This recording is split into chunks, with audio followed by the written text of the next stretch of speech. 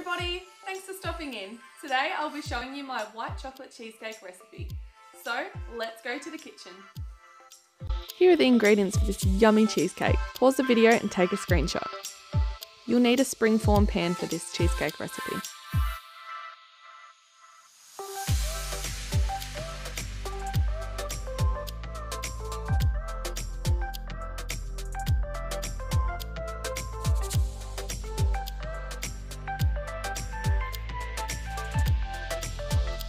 So we'll need to line the base and the sides of this pan, so spray it with cooking oil and then you'll add your baking paper.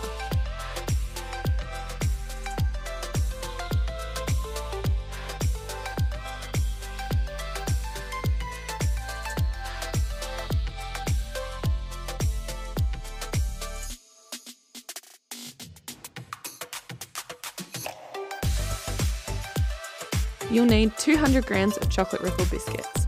I roughly chop mine before I put them in the food processor. If you don't have a food processor, you can put the biscuits inside of a plastic bag and beat the bag using a rolling pin or something heavy. Now you'll just want to pulse the biscuits until they're fine.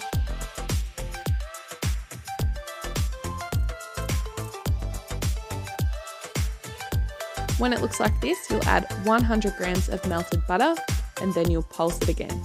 So if you don't have a food processor for this, put your crushed biscuits in a bowl and then mix the butter in using a wooden spoon. Using a spatula, scrape the sides so the butter can mix in evenly. Once you've done this, pop the lid back on and pulse it just for a few more seconds.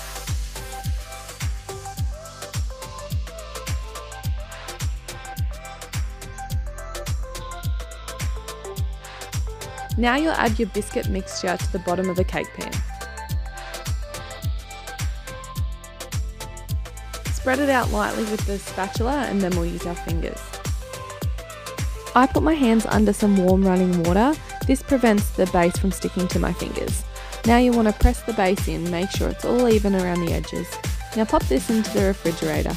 Over some hot water, you'll add 225 grams of white chocolate melts. You'll do this over a low to medium heat. You don't want the water boiling, otherwise you can burn your chocolate. I removed my chocolate from the stove here because the water started boiling. I kept stirring the chocolate while I was doing these next steps. In a mixer, you'll add 500 grams of softened cream cheese and a 400 gram can of sweetened condensed milk.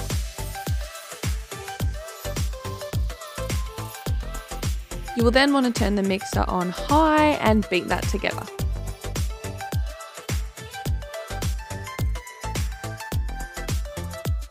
After a couple of minutes, turn off the mixer because now we need to add our melted white chocolate.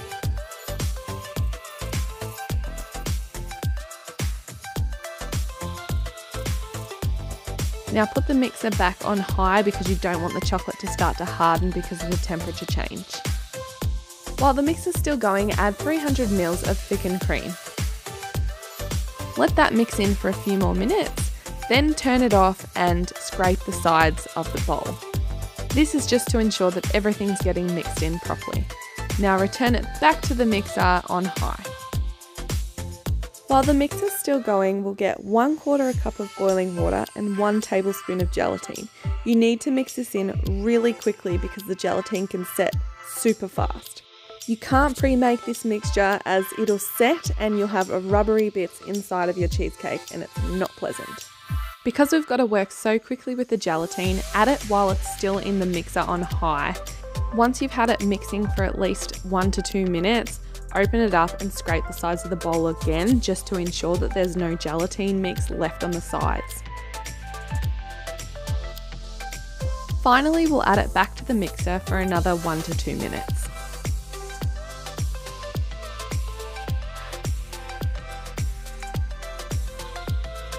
Have a look at how creamy and thick it looks. Now we'll add that to our base.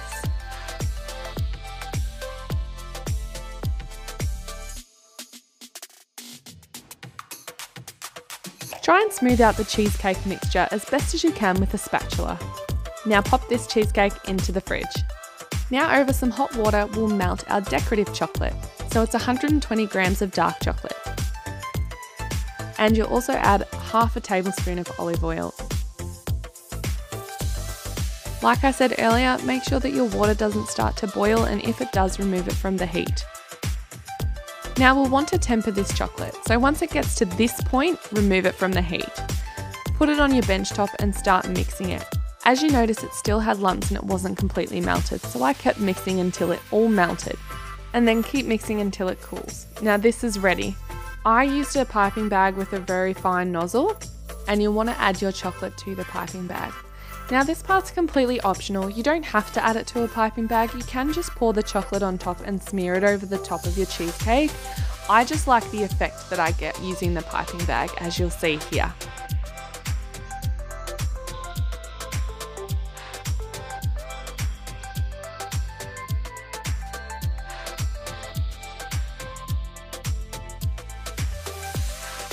Put the cheesecake back in the fridge. It'll take at least 12 hours to set. I left it in overnight, and here's what it looked like.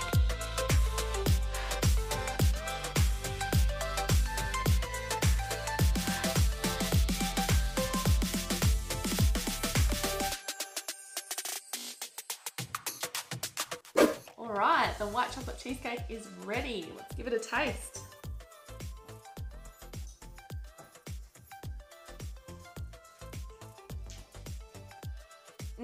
That cheesecake is creamy and rich, and that biscuit base is just delightful. Let me know how your cheesecake went down in the comments below. If you like this video, please give me a thumbs up. Don't forget to hit that subscribe button so you don't miss any of my upcoming recipes. Thank you so much for tuning in, and I'll see you next time.